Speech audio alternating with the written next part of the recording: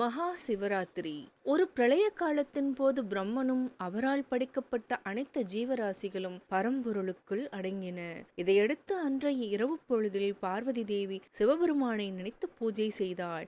அதோடு 4 ஜாமங்களிலும் ஆகம விதிப்படி அர்ச்சனையும் செய்தாள். சூரிய அஸ்தமன நேரம் முதல் மறுநாள் சூரிய உதயம் வரை பார்வதி தேவி பூஜை செய்த காலமே மகா சிவராத்திரி. வழிபாட்டின் முடிவில் பார்வதிக்கு காட்சி தந்தார் சிவபெருமான்.